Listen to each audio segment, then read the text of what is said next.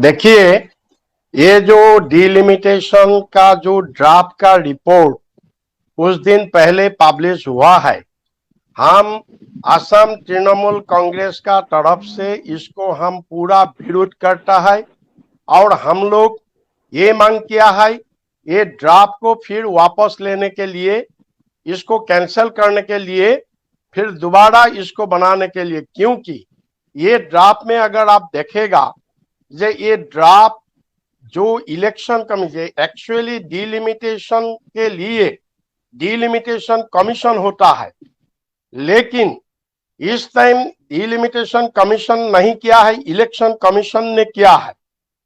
दूसरा बात है इलेक्शन कमीशन ये इतना जल्दीबाजी में ये किया है, जो इलेक्शन कमीशन का जो ऑटोनॉमी है, जो निरपेक्षता है, इलेक्शन कमीशन का जो इम्पार्शियलिटी है, ये मेंटेन नहीं हुआ है। इलेक्शन कमीशन ये बीजेपी का इंस्ट्रक्शन में और खास तौर के हमारा असम का चीफ मिनिस्टर हिमंत बिश्व शर्मा उसका डिक्टेशन में, उसका इंस्ट्रक्शन में ये इलेक्शन कमीशन जो डिलिमिटेशन किया है, जो ड्राफ्ट बनाया है, ये सिर्फ बीजेपी का फेवर में किया है। ये न्यूट्रल नहीं है, ये इम्पार्शियल नहीं है, इसीलिए हम इनको विरोध करता है। दूसरा बात आप देखिए, ये सबको जस्टिस नहीं दिया है, सबके लिए जो जस्टिस होना चाहिए जस्टिस नहीं है। एज फॉर एग्जाम्पल, आप ये जो बराक वैली है, बराक वैली में पहले 15 सीट था, अभी इसको 2 सीट काट दिया, काट करके इनको 13 किया। बराक वैली में पॉपुलेशन कितना है? 42 लाख है, और बीटीआर में पॉपुलेशन कितना है? 15 लाख है। तो बीटीआर में पहले जो ये था 13 सीट था, अभी उसको बढ़ा के 15 सीट कर दिया, बीटीआर में सीट बढ़ा दिया, और जहां में 15 लाख पॉपुलेशन है वहां में 2 सीट बढ़ाया है, और जहां में 45 लाख पॉपुलेशन है उसमें 2 सीट काटा है। ये जस्टिस नहीं है। एक तो ये बात है, इस हिसाब से हमारा असम का जो बड़ा ब्रह्मपुत्र वैली है और लोअर असम है, ब्रह्मपुत्र वैली और लोअर असम में भी ऐसा हुआ है। और जो छोटा छोटा जनगोष्ठी है, जैसे उस राजवंशी बोलिए, जैसे आहूम बोलिए, ये मरान बोलिए, मटक बोलिए, ये सारे जनगोष्ठी को सब जगह इसको ये लोग काट के इधर को उधर ले गया, इधर को उधर ले गया। उसके बाद ये जो ड्राफ्ट है, आपको सुनाई देता है ना? हेलो, आपको सुनाई देता है कि नहीं? आप सुन रहा है मेरा बात? सुन रहा है? तो कुछ नेटवर्क का प्रॉब्लम है। तो दूसरा बात है, ये जो डिलिमिटेशन का जो खसरा है, जो ड्राफ्ट है, ये ड्राफ्ट में वो लोग टारगेट किया है कुछ पॉपुलेशन को, सबसे ज्यादा टारगेट किया है हमारा असम का मुस्लिम पॉपुलेशन को, खास करके ब्रह्मपुत्र वैली का।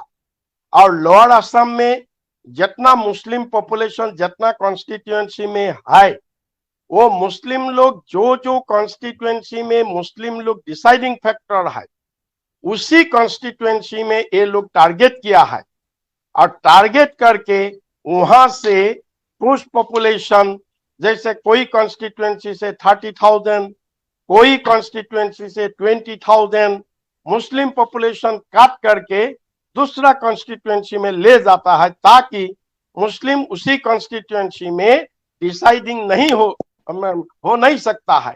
तो ये भी एक इनजस्टिस है, ये भी एक माने मतलब अपना मन मर्जी से ये किया है और पॉलिटिकल एम लेके ये किया है। और तीसरा बात है, जो एडमिनिस्ट्रेटिव यूनिट है, जैसे एक गांव पंचायत का मान लीजिए 10 गांव है तो 12 गांव है, वो गांव को काट करके दूसरा कॉन्स्टिट्यूएंसी में ले गया।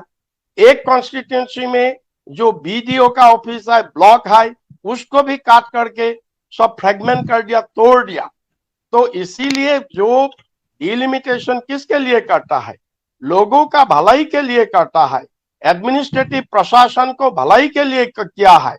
लेकिन ये डिलिमिटेशन कोई लोगों का भलाई के लिए नहीं किया है, सबको नफरत फैलाने के लिए किया है, सबको डिप्राइव करने के लिए किया है। पंचायत को तोड़ दिया है, ब्लॉक को तोड़ दिया है, गांव को तोड़ दिया है, म्यूनिसिपालिटी में वार्ड को तोड़ दिया है, एक वार्ड इधर, एक वार्ड उधर, एक वार्ड उधर, ऐसे किया है। पॉपुलेशन को तोड़ दिया है। जो जो जनगोष्ठी है, हर जनगोष्ठी का जो इंसाफ किसी को नहीं मिला है, सबको डिप्राइव किया है। तो इसीलिए ये डिलिमिटेशन बीजेपी का फेवर में किया है, बीजेपी को मदद करने के, पॉलिटिकली उनको हेल्प करने के लिए किया है। तो इसीलिए हम असम तृणमूल कांग्रेस शुरू से ये डिलिमिटेशन को हम अपोज किया है, और अभी हम मांग किया है ये डिलिमिटेशन को जल्दी से जल्दी इसको कैंसिल करना है।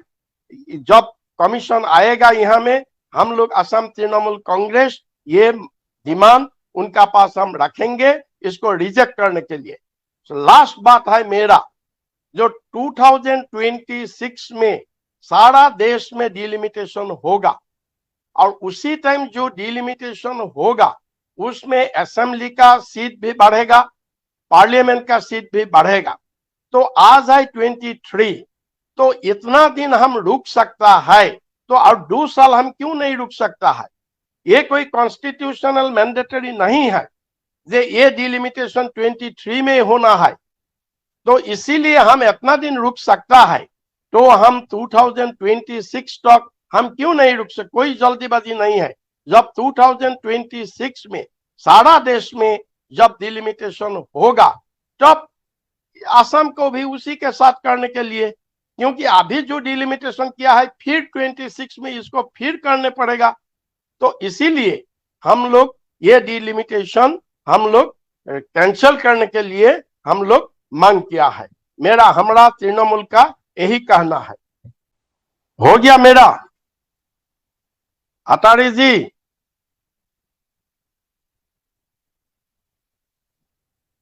आप लोग का कोई आवाज नहीं आया है। अटारी जी, मैं जा सकता हूं ना?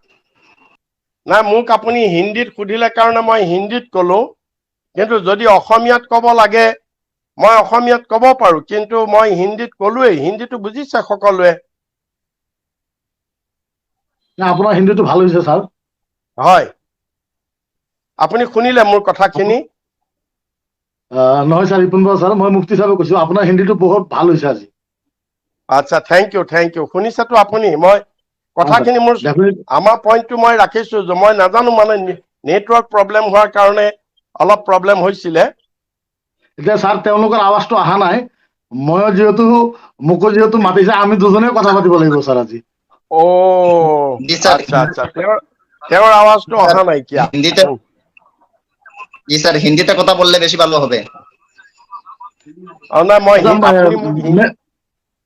আপুনি মোক হিন্দী সোধাৰ কাৰণে মই হিন্দীতে কলো।